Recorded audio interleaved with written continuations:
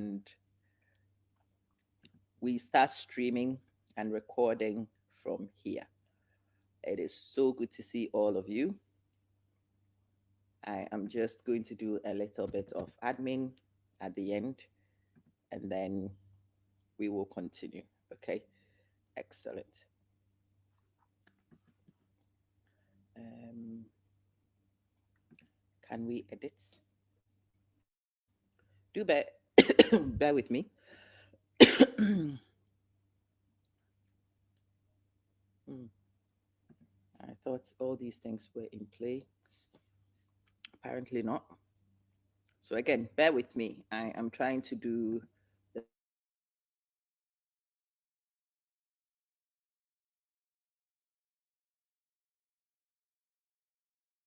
back end we'll be able to do. Yeah, there we go. Um,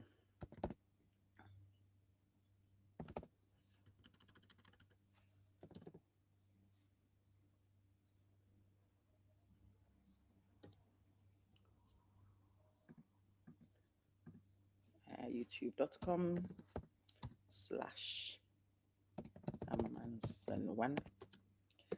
I am getting round to doing these things. Okay, switch account.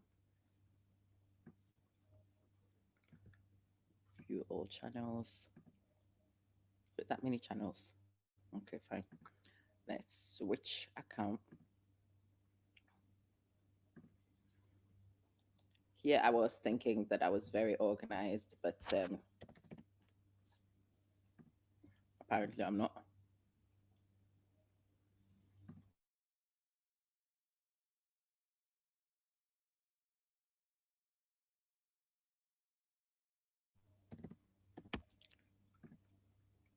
If you are on, my greetings. I hope your day is going well. I hope. For me, it is morning, so it's a good morning from me. I pray that yours is also just as good. Um, okay, let's get a verification code.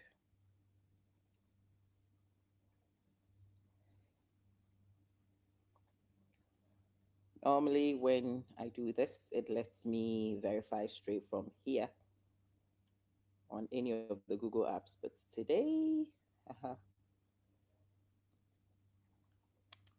I, let me not be distracted by that too much. We will go and figure out the rest of that as we go along. Good morning, Facebook. Can you see me? If you can see me, please say something for me in the comments so I can see that I am visible. Hello, YouTube. Can you see me? Yeah, it is this summer, and I anticipate that we will be back down to a lot more of these things. We will do more live videos. I will have more content on the platforms. Hopefully, it will be more cross platform content also. So there are things that come up in my community, and when they do, people come to me and say that you've got to do something about it. You've got to say something about it. You can't ignore it.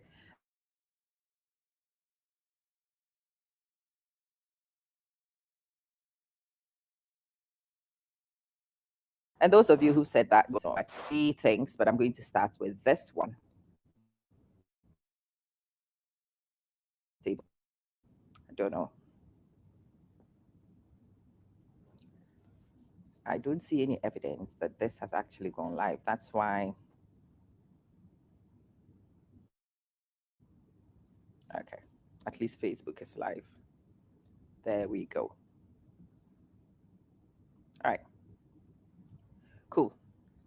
I need, so this is a new streamer. It requires time to get used to. I'm not seeing the live interactions here the way I'm used to on the other one. That's why it seemed a bit static to me. But anyway, there is a development in Ghana. And if it hasn't kicked off in the other places, I know that it will be in Nigeria. Certainly, it will be in South Africa. I expect that this will be in Jamaica. It would be in a lot of the places where our young people have got a particular behavior that I have an issue with. And I wish that everybody would have an issue with. And I pray that everybody would discuss this with our young people and help them to understand the reality of the situation and actually move forward from here. And it's Ovan. Good morning. I'm glad you are here. You are a good buffer test. I know it's working.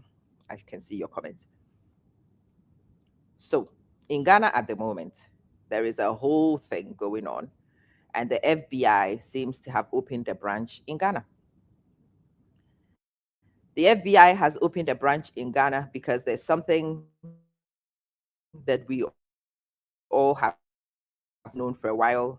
As much as I wish it wasn't true, I know that I cannot deny it. I know that I cannot deny it. And I won't even attempt to do it. The FBI are in Ghana, and rumor has it that they have picked up some big guns, mm, big boys. That is a very common notion in Ghana. The big boys, funnily enough, are not exactly very educated people. Not typically. The big boys in Ghana don't have any businesses that we know, or if they have businesses subsequent to becoming big boys. I was talking to somebody I know. The person was in the UK, and the person was telling me that he was a bus driver in Croydon. And then they made their money and they went to Ghana and started a transport business and started a this business and started a that business. And as the person spoke, I mean, my face is something I can't really control. As the person spoke, they could tell from my face it was bollocks. I thought it was bollocks.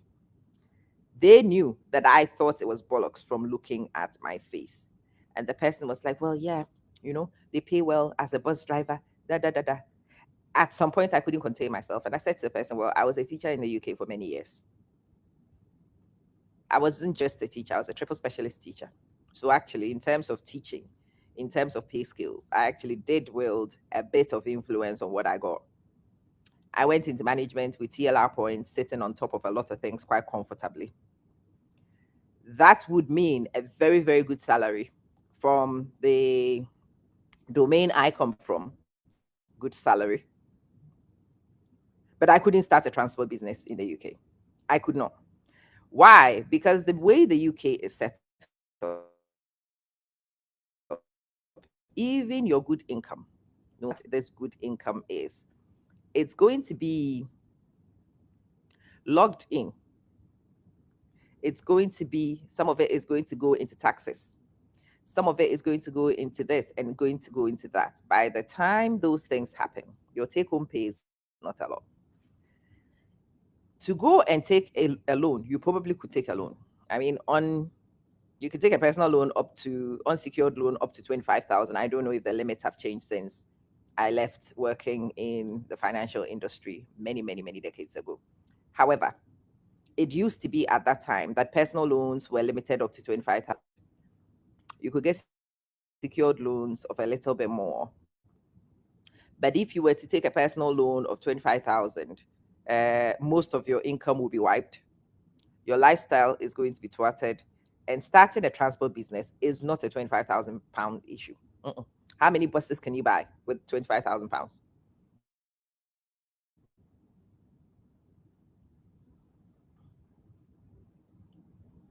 How many buses can you buy? Oh, yeah, Van.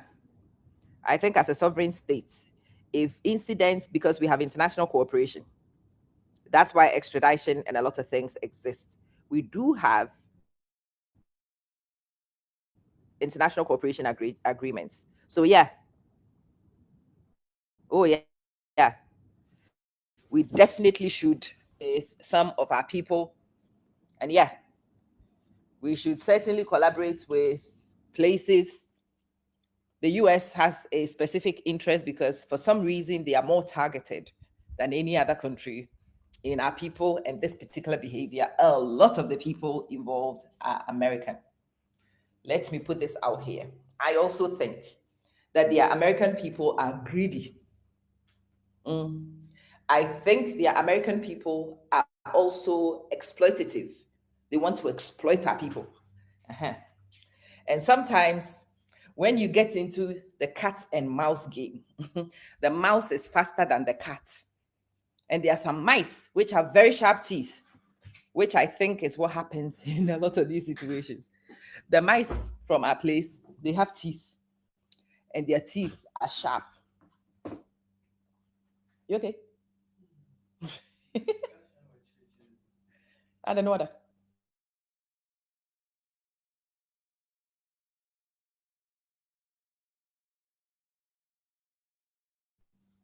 Mice confused. The cat doesn't know how the mice is escaping. Yeah. So Van, there's a lot of conversation around this thing. It's not one dimensional. But yeah, I think sovereign states need to collaborate. Sovereign states need to collaborate so that those who cause issues, who cause problems for these sovereign states can be addressed, because these things are not, it's not possible for one state to do it. If an American were to do some things that were of interest to my people, I will not expect America to shield them. I will expect America to grant access and let my people deal with the situation which concerns us. In the same way, I expect my people to grant access and let America deal with the people, with the issues that concern them. I do. All right. Can you guys hold on a second? Let me get on and let me test, because my network is not networking much. Okay, so it's working. Good. Good. It's working. So, last consideration is some AC. It is the end of June in a desert, so guess what? We is cooking. Hmm? Mhm.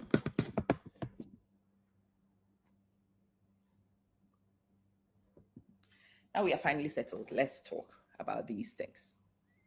I've always said to people, and it's always been my position, hard work pays, but hard work pays to where we are at.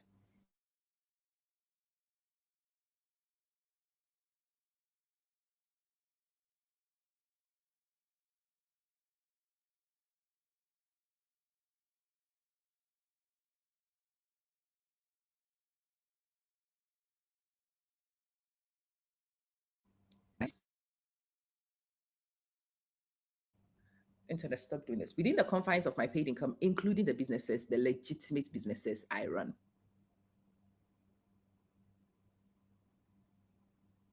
Well, I don't know, Van. It may be a one-way command. It may not be a one-way command. But in the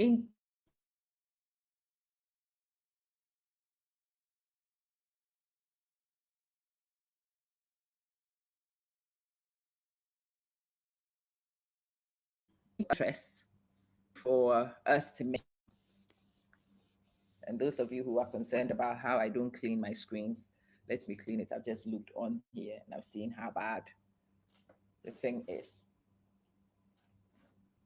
So yeah, if we have an issue, we will expect cooperation. Well, that means when other people have an issue, we should deliver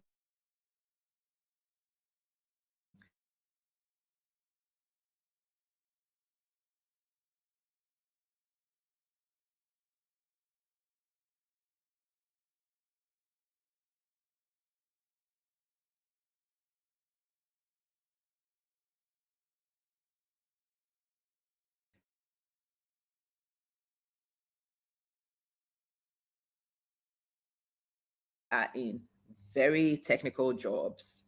They are paid very well. So here, a lot of people here who are big boys, they are in oil and gas.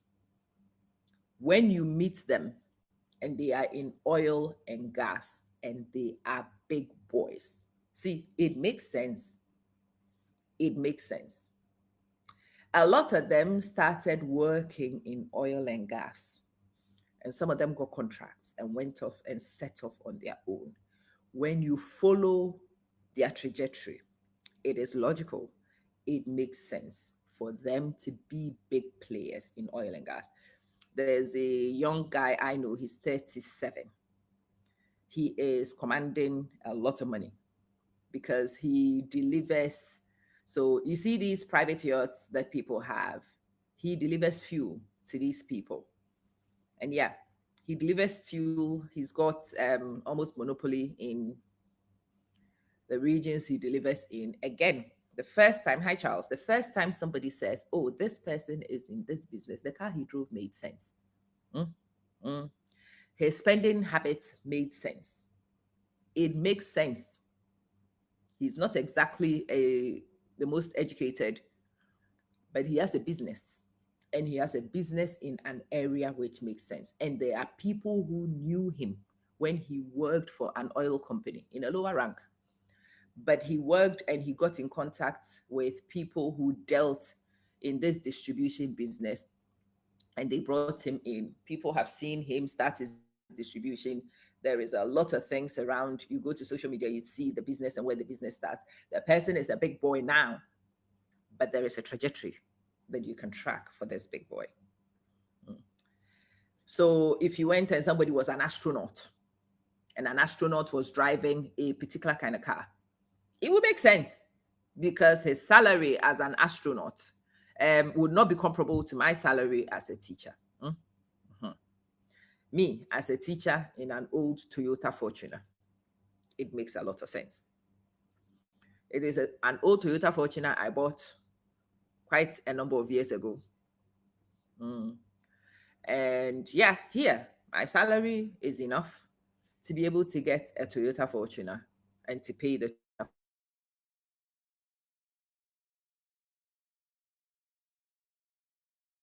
Fortuner and use it to buy my salary by the credit factor here. It would make sense. Actually, a Toyota Fortuner is right up my street. It is in my bracket. I can afford it. And I bought it. So when I drive my Toyota Fortuner and I go places and people see that I am a teacher, they look at me and there's nothing strange. It makes sense. Teachers can drive Toyota Fortuners. The ones who drive Nissan Patrol Nisma, now those are aspirational. Yeah, that's pushing it a little bit. Yeah. If a teacher turned up in a Lambo, there has to be questions asked about a teacher with nothing else in a Lambo. Because when you do the credit assessments and you multiply our salaries by the credit factor, you will not get in the range of a Lambo. There was a teacher who drove a Nissan Patrol a few years ago, and then we found out that her husband did something. So once you know the husband did something, the husband was in nuclear energy.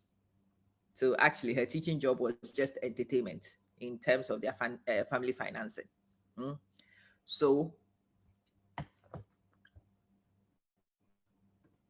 in terms of family financing, as I said, her teacher salary was just a joke. Mm-hmm. Oh, the morning one helps you, Charles. Good. Yes. I intend to continue with that morning stream because it's helpful for me. I've discovered a lot of you also find it helpful. So we shall continue with that. We will continue with that.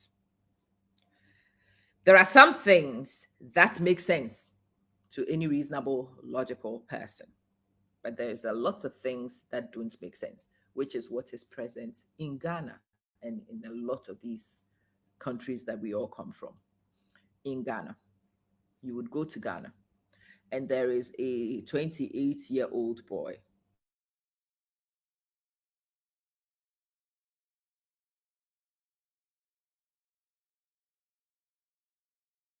Command of cars. Okay, it's life. No. Have money. Mm? Do his parents have money? Did he get an inheritance? This boy who owns a fleet of cars. He is himself, he has never been employed. Never. He has a family with no background to give him money. Yeah. And I'm a self made woman. I am a self made woman, as I always say. Those who worked with me in the early days when I used to work in the warehouses and used to work across, when I used to do silver service, there's a guy that I did silver service with in 1999. We were Glorious Goodwood together in 1999. This guy comes back. He finds me on social media and he says, I think it's you. I can't even remember what your name was, but your features are so distinct. I had to go back and dig in my archives and I found a picture and I looked at you. I think it's you. So he sends me the picture and I burst out laughing. My arm was about this big. It's me. People who were doing silver service, who were jumping in the warehouse with me, who were doing customer services with me, a lot of them knew that at that time I was a student. I was an undergrad. When I graduated and I moved and I went into other things, many of those people knew that I had moved on to graduate level work. And I was. I did that for a bit. And when I moved into teaching, many people can track that. It's easy. My trajectory across that is trackable. Mm. I am a teacher. So, yes, I am aspirational. I am very self made. And yes, you would be able to see the trajectory. There are people, the kids in my school are undergoing a very interesting transition because for the first time in a long time, the compartmentalization I did has been breached and they have found my business online. And the kids will come to me and they're like, oh, that's why. I'm like, what do you mean? Well, we've always said that you don't dress like a lot of teachers. You don't behave like a lot of teachers. When we offer food, you don't eat it. Like a lot of teachers are very, very quick to jump on free food. You don't. The way you conduct yourself and do things is a bit strange and we never understood. But now that we found your businesses online, it makes sense. It makes sense. A lot of your attitude makes sense. It must make sense. If it is legitimate, it must make sense. It should make sense from somewhere. Like I said, this 29-year-old boy in your village, his parents are dirt poor. Hmm? There's a girl who died, and I'll make a video on this separately. There's a girl who died in Ghana recently. She was shot by one of these boys again. And when she died, this girl, when you see her videos and pictures whilst they were vibing with this big boy, and when she died, her mother and grandmother had an interview. And everybody who knows the TV crew is coming to your house. You will sort out, you will find the best spot in your house. That's where you will sit. That's what all of us will do. And I was watching them having spruced up their living room.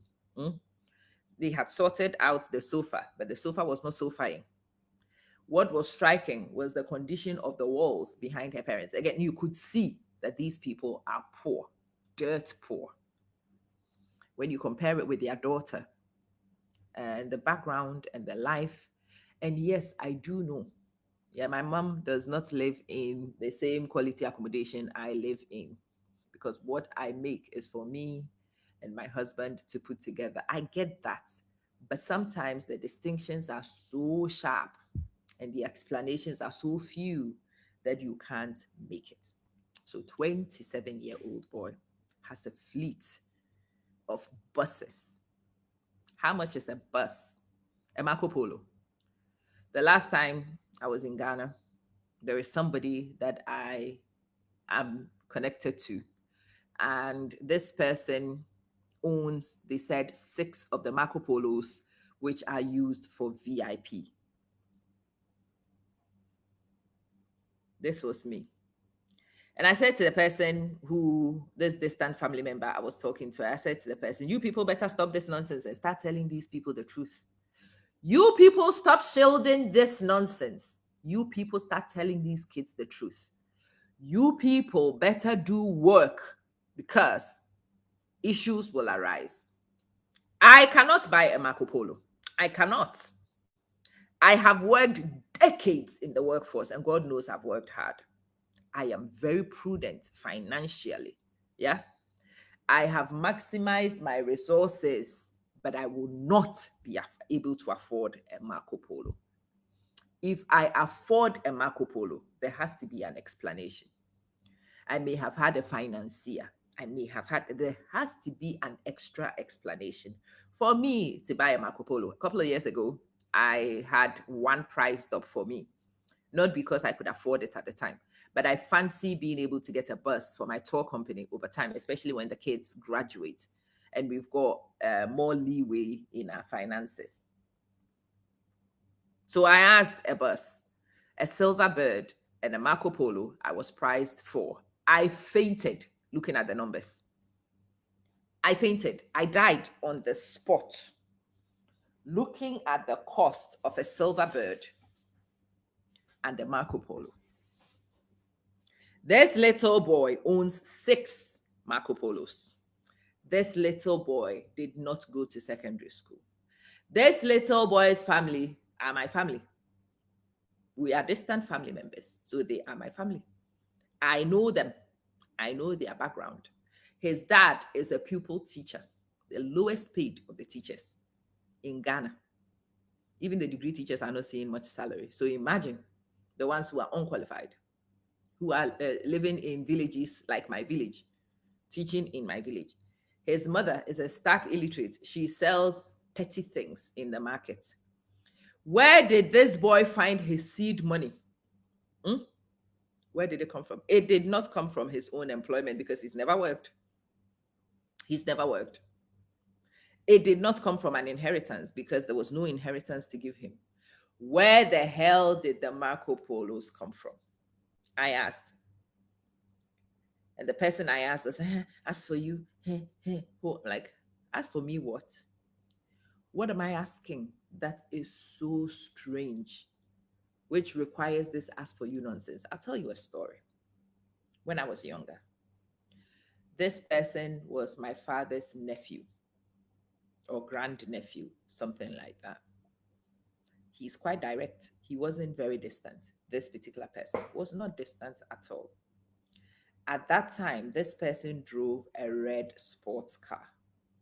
I may have been about 13, 14 at the time. My dad's family liked me a lot.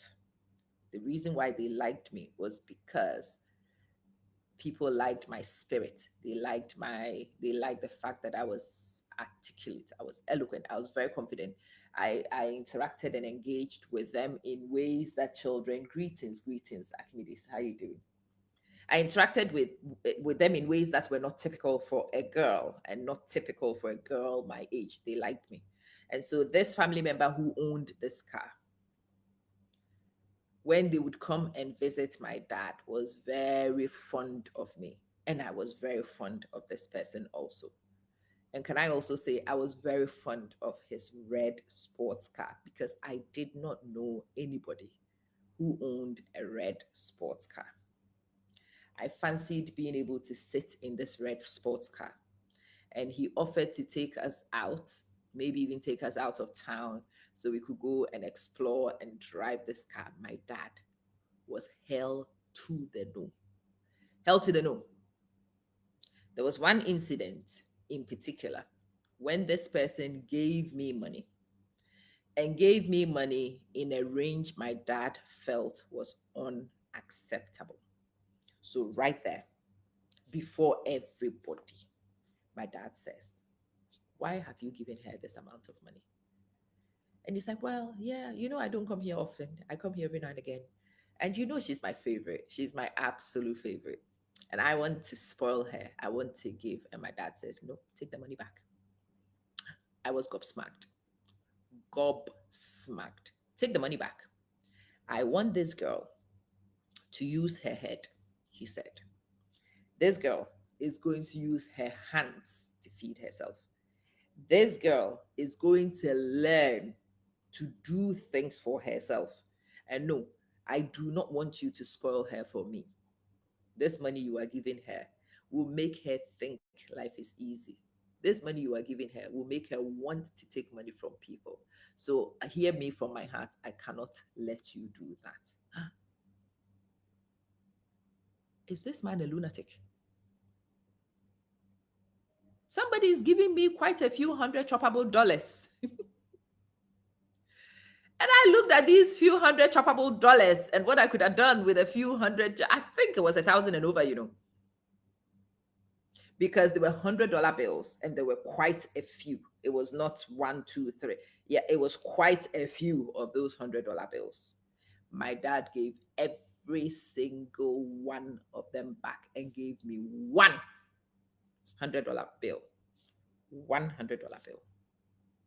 That's what he gave me. And he returned everything to this family member and told him, look, it's not that I'm rejecting your gift, but this is the reason. She can have this $100. And then he turned to me and he says, even this $100, there are rules and regulations around it. Ah, my dad, to me, blooming lunatic, will not let me get rich. And this was not the only time. I can remember maybe three or four other incidences. He had a Black American friend, Uncle Ray, who also came. And Uncle Ray also gave me some money. Obviously, now I am older. I understand why my dad was like that. A lot of people, when they see pretty little girls, like to do that around them with money. When people see intelligent little girls, prospective little girls, they do that. And my dad recognized that and he wanted to curb it. But let's go back to the point for which I'm telling you this story. This family member wanted to take us, and it was a birthday party. My dad says, hell to the no. I did not go to this birthday party or anything else. After a while, and when he left, my dad came for me. Hey, this guy attacked me. And I'm like, what is your problem? I didn't beg this guy for money. You were here. I never begged him. I am not a beggar. I did not beg. I did not even solicit anything from this guy. All I did was smile and welcome and serve them drinks like I do to anybody who comes to this house. And I left. I haven't done a thing wrong. I've not put a foot wrong. He went on a whole speech about money, the fact that you've got to earn your own money. He talked about making sure your hands are clean, and blah, blah, blah, blah. And as he carried on, even in my young mind, I realized that my dad had questions about this guy and how he made money. He lived abroad and he came periodically. When he came, he brought cars and he sold cars. When he came, he brought goods and he distributed goods. He was a distributor. So obviously, in this conversation, do you know where his money from? Yes, he sells cars. Don't we all see the car he sells? When his containers arrive and people, the wholesalers are here to take things from his containers. Don't you see? We all see. My dad says, you blooming lunatic. Do you know where the seed money comes from? That was the first recollection I have of the expression seed money. Do you know where his seed money came from? This person is my family member. I know their parents. I know all of us in our family. I know nobody gave him any seed money. He went abroad for 3 minutes and came back with seed money. Girl, it doesn't work like that.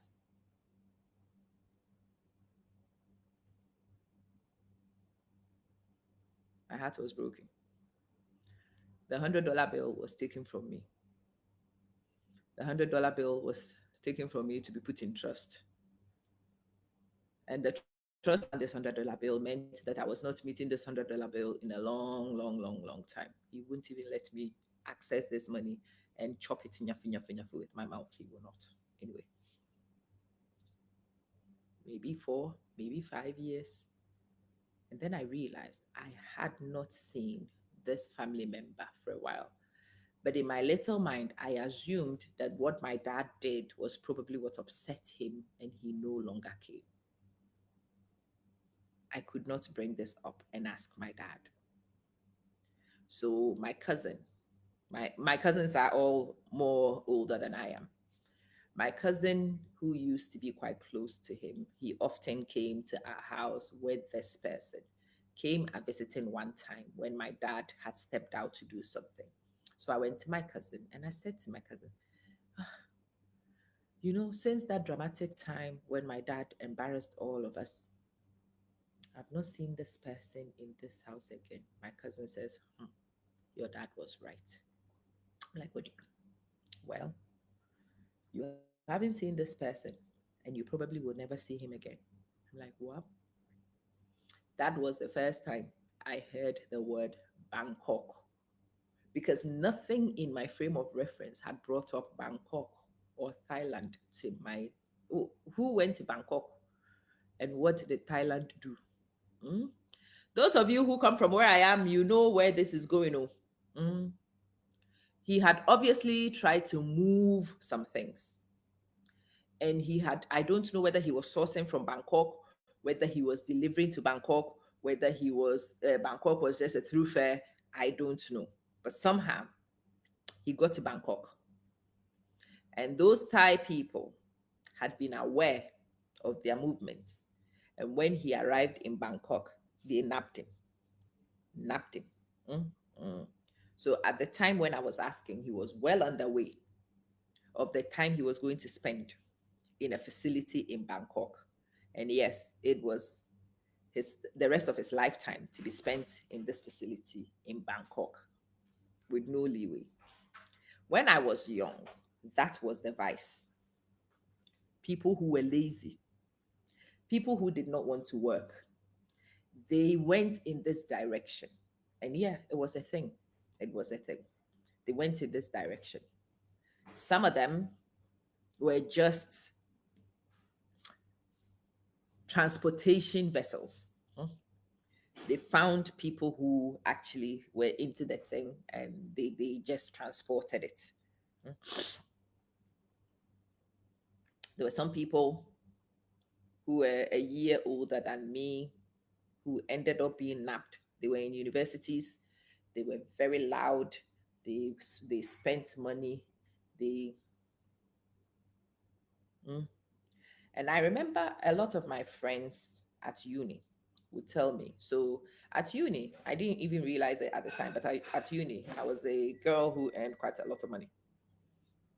And we would go and we would eat and we would do simple things. I was never really one for great flamboyance. And my friends would say to you, you know, these boys are just like you.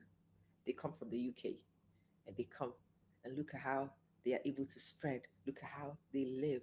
Look at how you also come from the UK. You bring the pound, but you do. And then, not too long afterwards, the issue went up.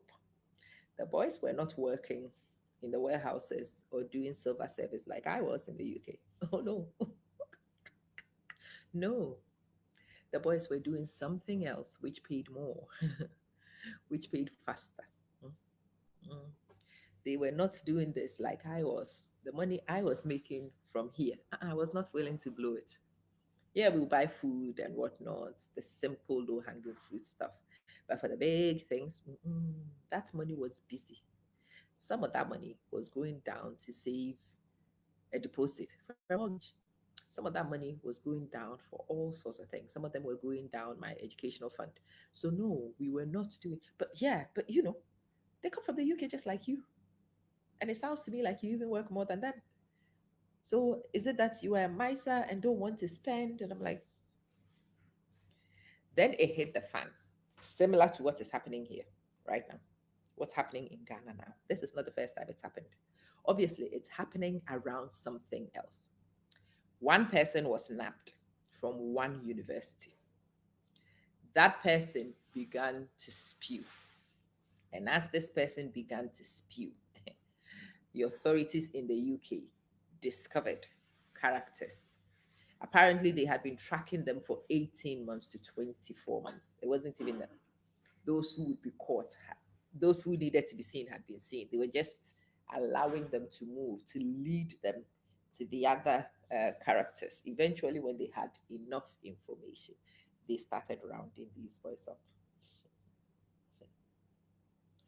All the boys, all the Odogu, they were nabbed. They were nabbed. They went in, I think, between 5 and 10 years at that time for a lot of them. Mhm. Currently, I hear the FBI is in Ghana, and they are in Ghana ransacking the new age big boys. The new age big boys don't deal in powder. Mm-mm.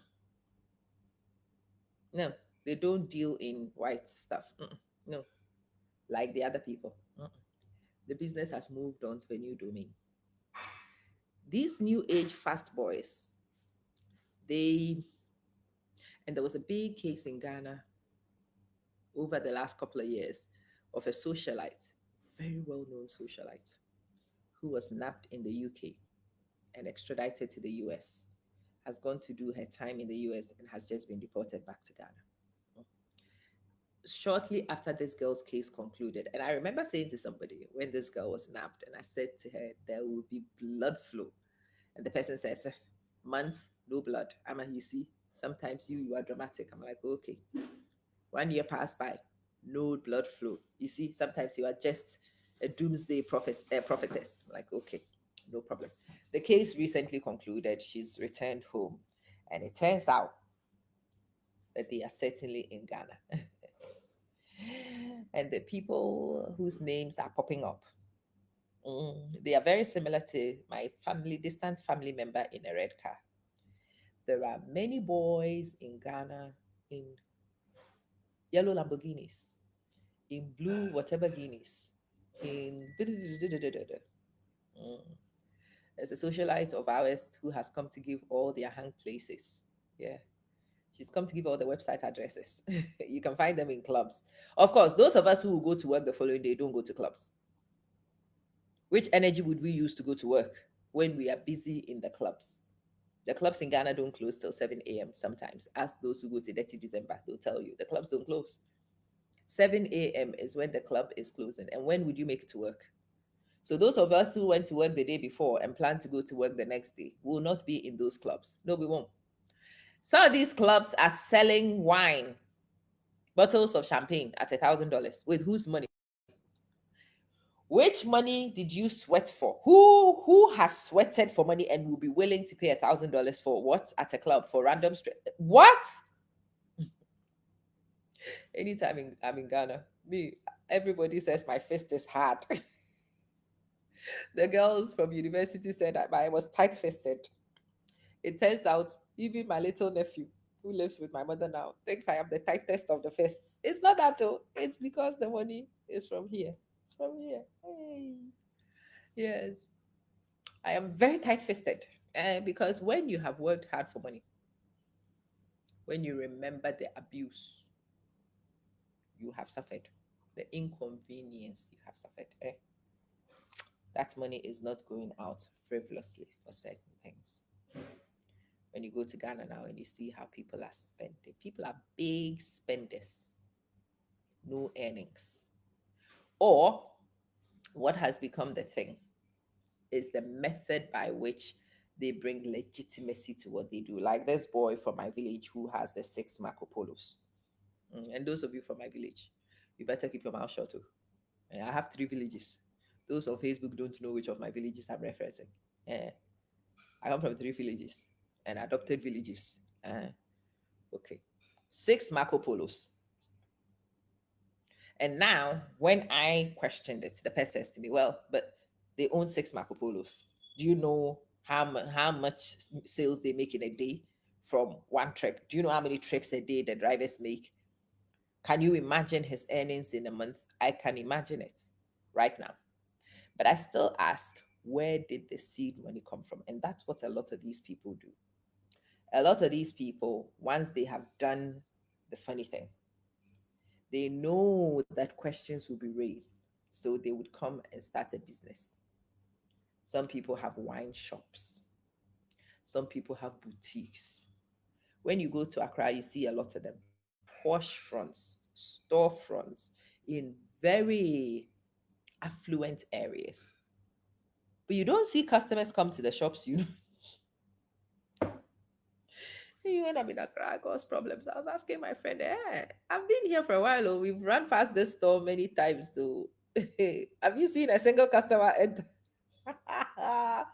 Hey, no customers. Mm.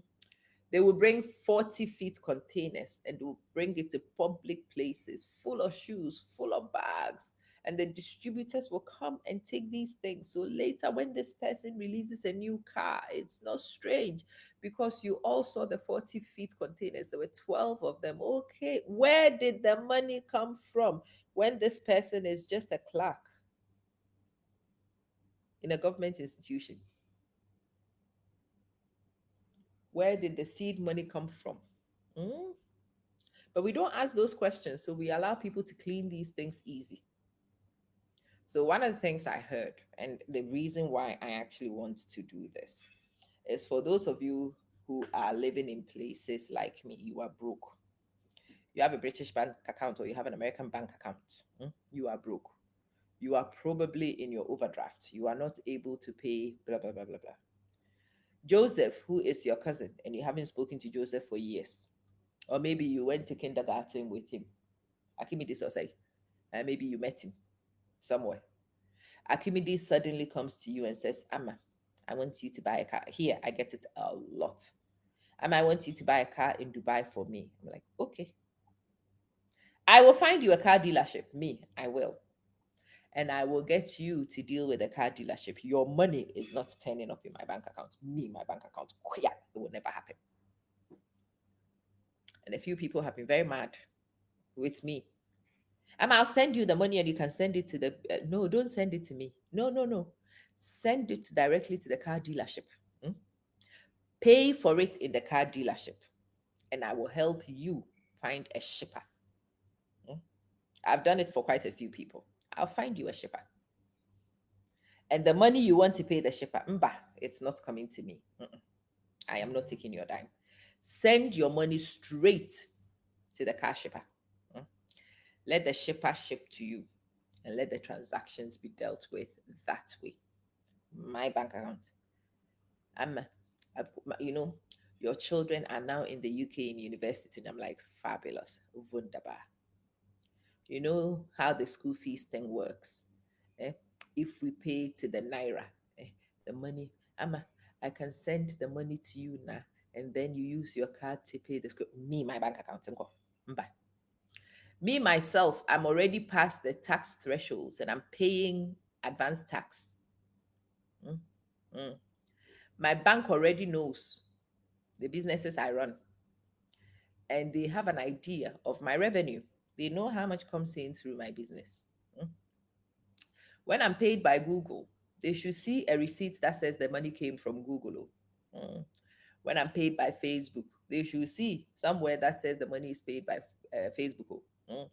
When it comes from my business and the money comes from Stripe, mm, they should see that somebody bought something on Stripe. Stripe processed the payment, and Stripe has sent me my $150, my $400, whatever. And then they should see repeated amounts of people buying stuff and be that adds up. That is what is supposed to happen in my bank account too. Recently somebody says that they can, I'm going to need something, you know I can put 30,000 pounds in your account. You can even use it to pay the children's school fees, and then later me or more. Pay what? With what? With your one naira is not ending up in my bank account. This is what I want to talk to you about. This operation in Ghana has now spiraled worldwide and is beginning to wreak havoc on stupid people who did not understand the game. Stupid folk. Stupid folk. Can you guys wait? It is, they think, as bad as it looks.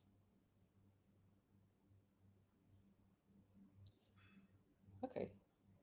All right. So it wasn't the thing that was bad. It is the reception on this thing. Okay, fine. You know, they started picking these people up, and they are backtracking a lot of these monitorings all the way till 2013. So this somebody shared with me recently is an issue from 2013.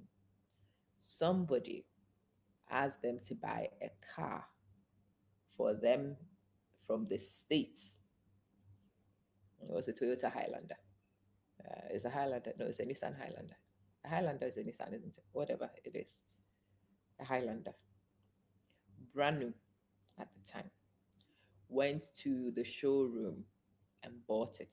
They had the receipt of buying the car in the showroom.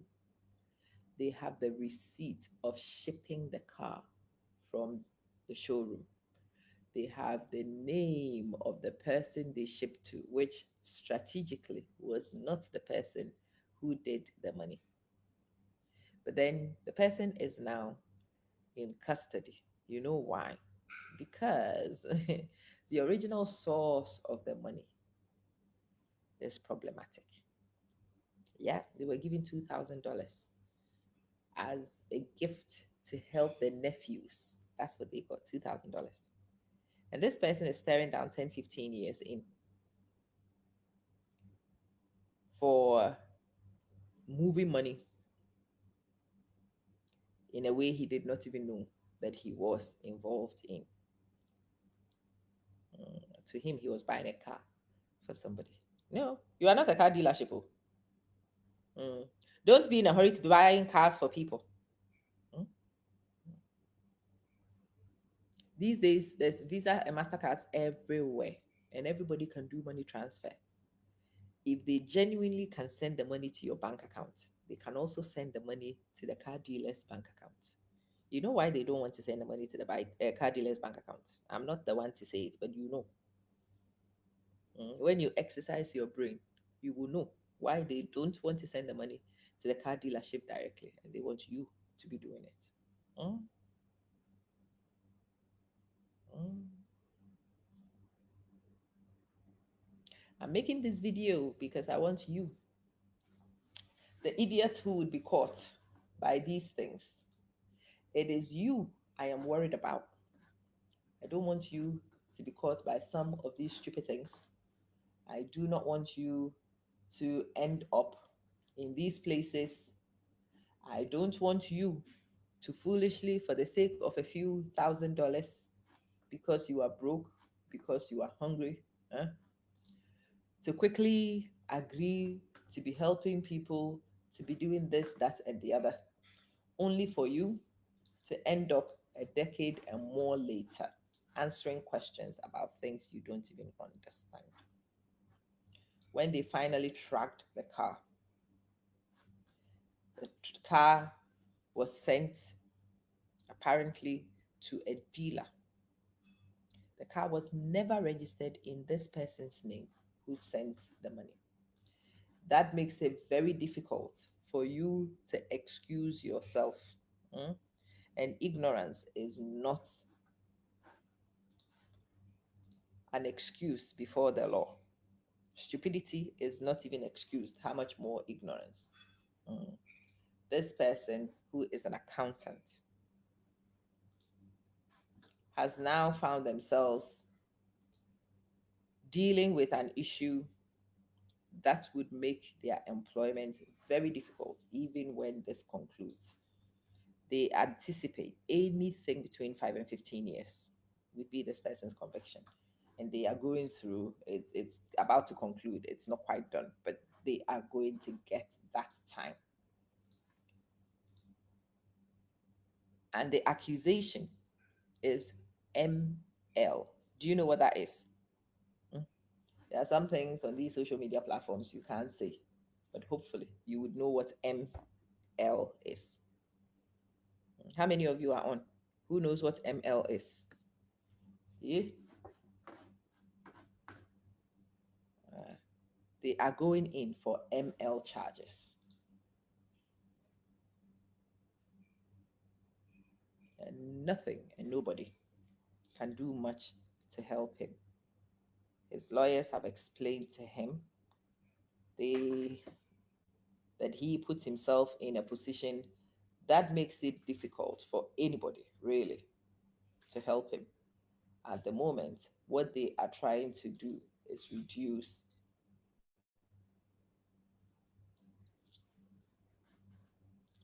they just want to reduce his liability.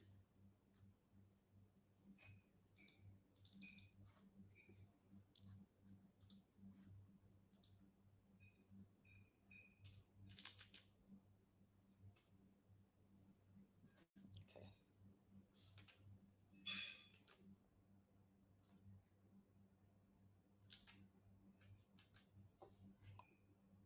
Yeah. His lawyers have told him there's not much anybody can really do to help him. Where we are at, it is a case of making sure that they do everything they can to limit what is done to them and for them. That's the issue. I greet all of you. I want you to be aware of this wave which is sweeping. I want you to be mindful of anything that is too fast to explain.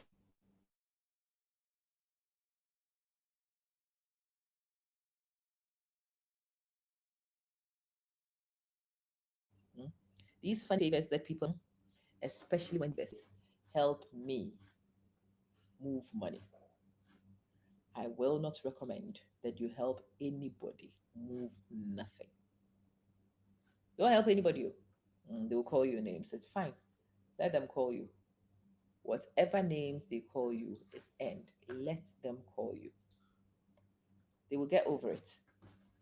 They will say that you are selfish and you are greedy and you are unhelpful. That's true. But it's better to be helpful, to be selfish, to be greedy, and to have your liberties and freedoms. I will talk about these big boys a little bit more. But this first one, I decided to focus it on you watching me and the things that I want you to be aware of, the vigilance that you should actually be operating with. And can you also share this video with your children? I've got two young adult children who are very naive, who don't understand these things. And I've had to, hi, good vibes. It's good to see you. So I need to understand, I need to explain to my children, my son in particular, he is so patriotic and he wants to help our boys, the international students. Mm. But no, an international student cannot be receiving money in your bank account too. They're entitled to own a bank account themselves in the UK. They can have one and they should receive their money there. And if they don't want to receive their money there, it can be paid directly to the university. No, you are not a money exchange service. You are not a money transfer system. You are nothing. The only money that should attend your bank account is one that comes from places you have worked and from me and your dad. That's a conversation me and the kids have had to have. Mm. Oh, let's put it in your account. And tell your children, let nobody put nothing in their accounts that they cannot explain. Because later, when somebody is tracking these things, you might put yourself in the firing line. In the days when the problem used to be white, mm, there's a friend of mine who found herself having traveled with the white stuff without knowing. And it was from this same thing. She was going to the UK. Somebody said that they would bring food for her to transport for them. When you are going, you don't have a lot of things. When you are coming, you bring a lot of things. So when she was going, the person the person says, to help you, I'll pay 50% of your ticket.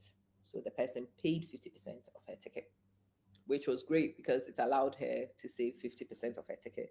That was now going to be in her pocket money, and it seemed like a great idea.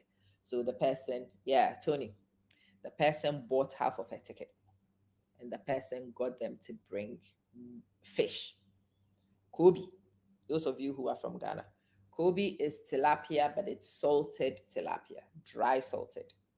And it is typical when Kobe is salted, leave the salt in the head. So that's how they do it. They remove the gills, or sometimes they don't even remove it. And they pack salt to salt, and then they dry the Kobe. That's how Kobe is preserved. So when you buy Kobe, you expect to see things in the head. And this idiot, when the Kobe was brought, because she was busy, the person says, don't worry. I will have them wrap it. I have everything done for you. Don't worry. So guess what? She didn't worry. Hmm? She did not worry. The Kobe was brought. It was packaged for her. She went to the airport. There were two suitcases, one for her and one for, because there was two suitcases, one for her and one for this person. So when they brought it, she just checked in and to the UK. A person was supposed to meet her at the airport and collect the suitcase and potentially take her home where she was going. So she hadn't even made arrangements, travel arrangements, because this person would meet her. When she got to the airport, she called this person. She stayed at the airport maybe 3 hours, 3 or 4 hours. This person, finally, when you ring them, it went straight to voicemail. When you ring them, it went to voicemail. Then she tried to call the person who had sent the items. Look, it went to voicemail. So eventually, what could she do? She found her way. She was living with a friend. She found her way to the friend's house. Oh, there's 20 in the chat.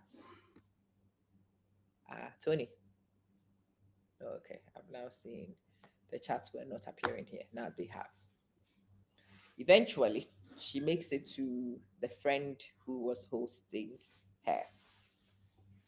She tells the friend of this inconvenience of this bag that was supposed to have been picked up at the airport, but the person didn't pick.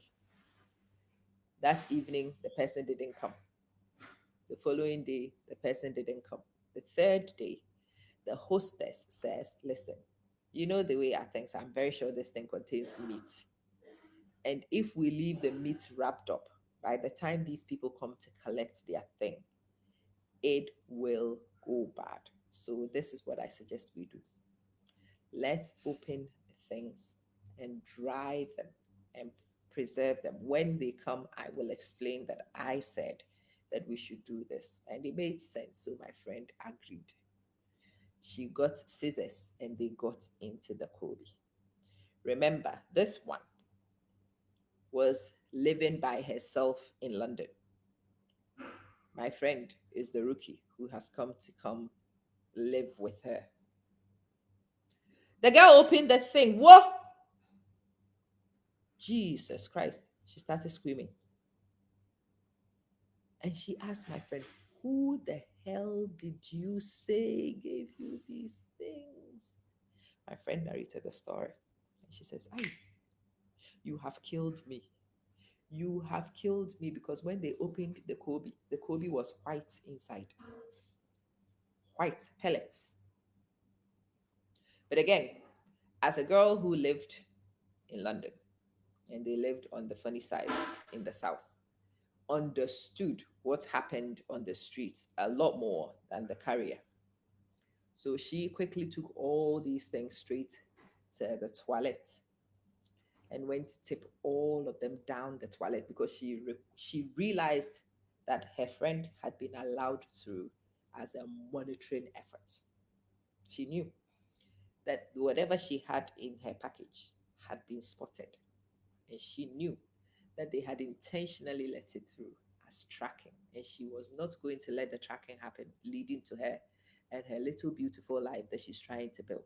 She lost her marbles, wrapped everything, and chucked them all, packaged all, and then explained what it was to my friend, who was at this point in hysterics.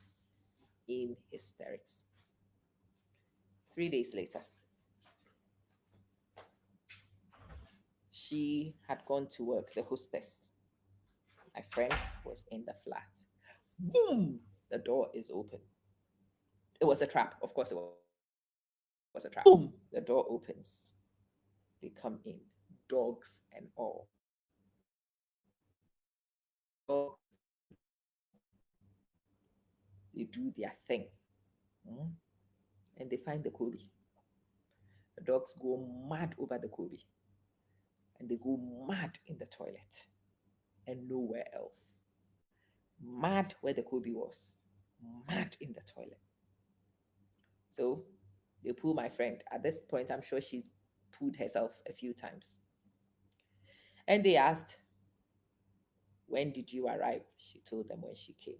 "Ah, what are these things?" And she says, hey, these things were given to me. Oh, look, let me show you. Oh, hey, this person, this person. It wasn't even text messages at that time, it was emails and stuff. The person had sent an email with the code to the money transfer, blah, blah. She said, look, this is what happened. Oh, this is what happened. And yes, my friend found these things and she put them all down the toilet. She put them all down the toilet 3 days ago. Hey, baby. That's when they explained to her, yeah, they came with her from the airport. They came with her from the airport. They were sitting outside the house monitoring. They had been tracking her phone calls, trying to reach who was supposed to collect. And they told her who was supposed to collect actually came to the airport. When the deal backscattered, the person saw that the deal had backscattered. And that's when the person turned their phone off and they run. But obviously, they followed that person also. They let her come because they wanted to know who the wider network was. And they gave her the bollocking of her life. And fortunately for her, this time, by the quick action of the other girl who was a little streetwise, hmm, this idiot got themselves scot free because that situation could easily have also found her in very, very hot waters.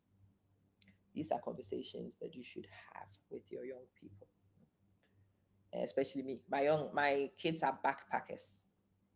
They backpack when they are here and when they are going. They've shipped everything they need in the UK and they keep it in the UK. And when they come here, they leave things here. So they backpack. And I have had a very serious word with them about, can you check this in for us? No, no, they check in nothing for nobody. Can you hold um, this September? I was going to Ghana for my cousin's funeral. Tony, this life, there are so many things in this life which require knowing. I was going to Ghana and I met a lady who is a fan of the page and she was trying to get through with her luggage. Obviously, I have nothing. And she wanted me to help her to try and get her luggage through.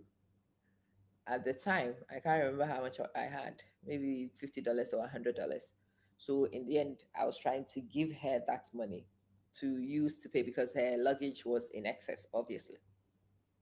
And I was more interested in trying to give her the money to pay for the excess luggage. And she doesn't want to take my money. And I'm trying to sensitize this lady to understand that's what I am able to do to help. That's all I can do to help.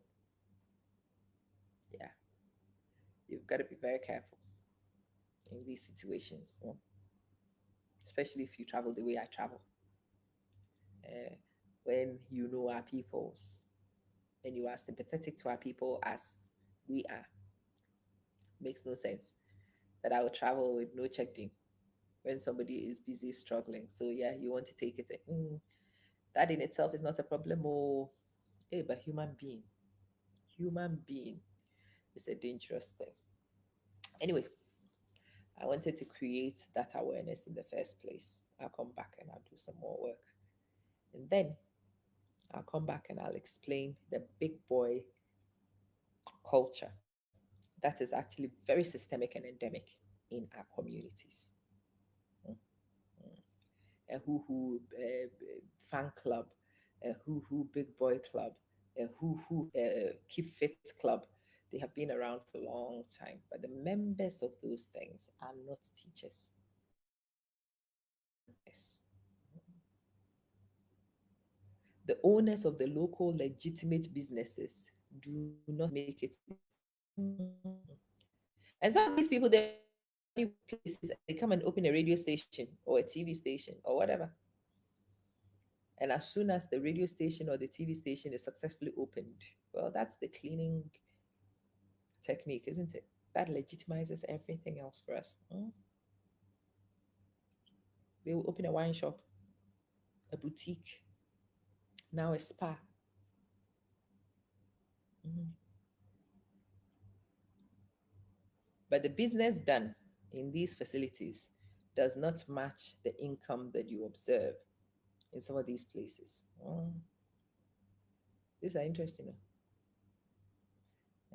Some of us, we need to educate our children, so they don't mistakenly become the spouses of these people. Oh, hey, yeah, hey, yeah.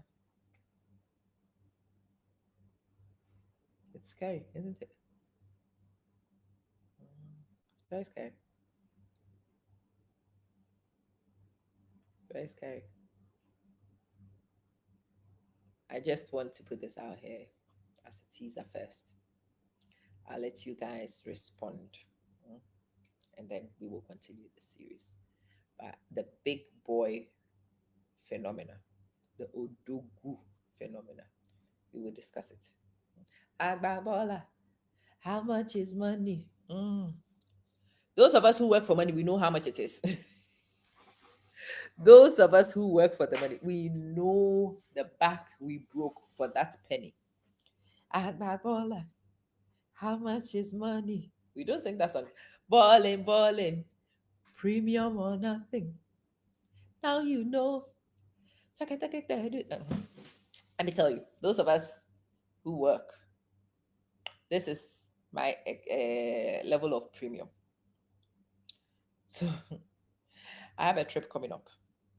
That trip coming up, I didn't pay for my ticket and I didn't pay for my accommodation. That trip is not paid for by MOA. So this is what is happening. Those of you who are in Zurich, let me know, and Frankfurt, let me know. When I get to Zurich, instead of sitting in the blooming airport for hours, I'm going to check out of Zurich Airport. And I'm going to ride an air car.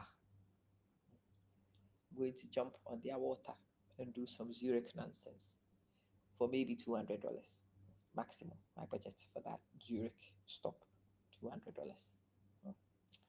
And when you see me doing that $200, no, balling, balling, premium or nothing. Yes, premium $200 or nothing because I didn't pay for the rest. Now you know. No, yeah. When I stop in Frankfurt, I may have enough time to pop into the local Ghana shop or Ghana restaurant in Frankfurt and go do some yanga Frankfurt. And then again, Frankfurt, my budget is less because Frankfurt is a city I know already. I don't intend to do no tourism in Frankfurt. I just intend to do proper eating with some chili side. Yeah, it has to be spicy food. $100 maximum in Frankfurt. That is how I do premium or nothing. Mm. When I'm paying for the flight and I'm paying for the hotel, we don't do that kind of premium. Yeah, we'll do the hotel and we'll do the flight, and then we'll eat kinky that night. That's how those of us who Agbabola, how much is money? I know how much money goes. Now you know. Yeah, Tony. Rich property business. I still ask the question, where did the seed money come from? That's always the question. It doesn't matter what the cleanup system is. The seed money is where the question comes from. I've told you guys of a friend who is in moving, buying and selling. Again, when this one takes her stuff home, she will take maybe 6 40 feet containers. And another friend of ours asked her how much money she started her business with, and she said $5,000. This idiot went, raised the money, and sent his wife to come to Dubai to come. Obviously, when they got here, his wife realized the actual reality of what happened in Dubai.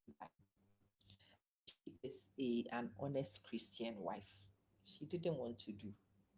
And because she didn't want to do, she fell foul of this other one, does not want her to look down on her, having explained everything. So eventually, she runs to me.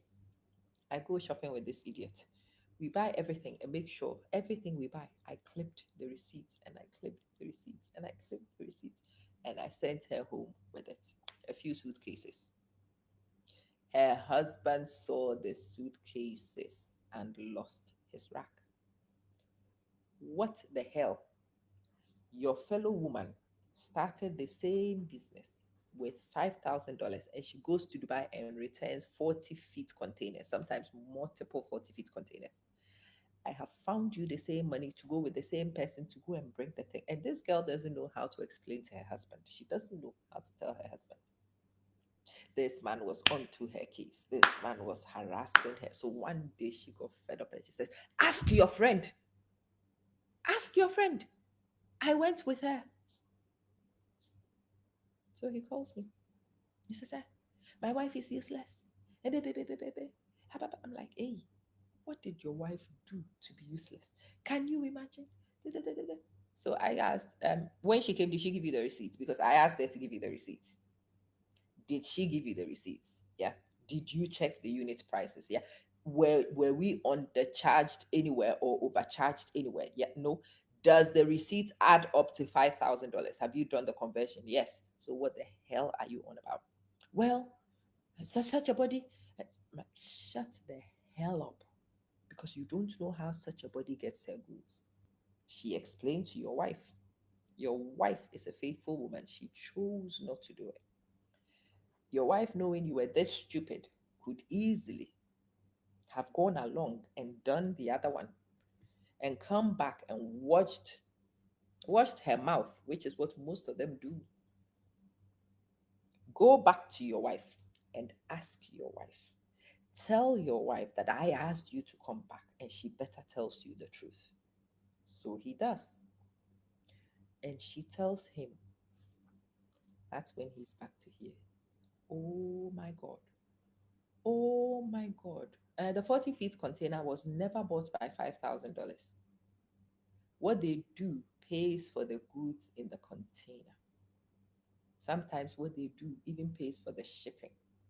The $5,000 they come with becomes, they don't even pay for hotel. No, what they do pays for all those things. And then the things are shipped. If you do well, they send you with more stuff. And when they bring the things, this one, when she brings the things to Accra, she intentionally brings it to public spaces. And she intentionally has all the wholesalers come to bid. The minute people will be there before the containers are open. When the containers are open, this person is grabbing this person is grabbing that, and she sells them for cheap because she never bought them. She never bought them. Whatever money she's able to make from those containers is just cleanup. The container is just a legitimization process, it's just a white washing process. So everybody in Accra knows her as a very good businesswoman. Everybody knows. Sister Joyce, everybody knows that she does good business. They are all witnesses to the 5, 6, 7, 10, 40 feet containers she brings in a consignment. They all see her sell those things and they see her take money from the people who come and buy these things. What they don't know is that the money she takes will not even be able to afford one more 40 feet container. The money she makes is not enough for what she sells. But she doesn't care, does she? Whatever she makes is a bonus. Yeah, and comparatively, that's actually quite a decent amount in her hand. What actually brings the goods and what she does, what she brings in return, they are not the same. Eh, I was in my club meeting this week, and a girl made a speech, and her speech was about McDonald's, and she explains McDonald's is successful not because of the burgers they sell. It's business. Most of you don't know. I didn't know. I've gone to look it up subsequently. It's true. McDonald's is a successful business because of their real estate business, not from the burgers they sell. How many of you will walk by McDonald's and will understand that they are a real estate business? You won't, because all you see is that they sell burgers and Mac this and Mac that, but their revenue is not from Mac nothing. Their revenue is not from Mac nothing. Majority of their revenue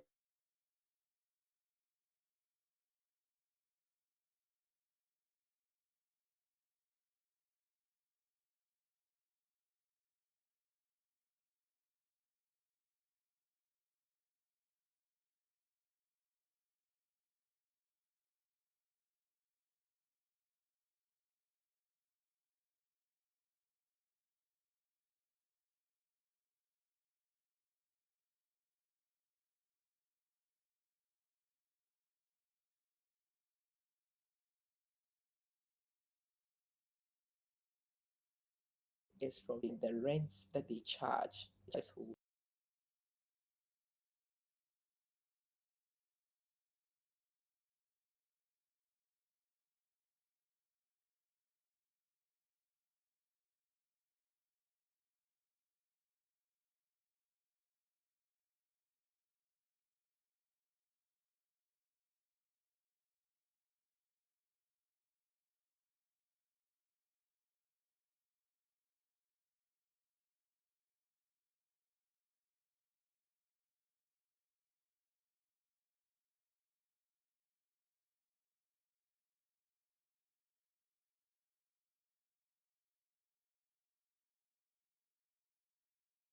me out. And maybe it's a good time for me to just wrap this up. Let me just say things are not the way they look when you are half blind. Mm. When you look at things from angles, they may not seem to you the way they really are. Uh, you see businesses and you will make certain assumptions about businesses. Six Marco Polos, so it makes sense he is rich.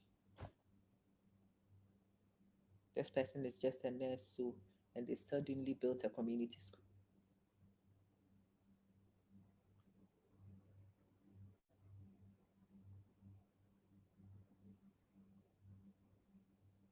Do I need to say more?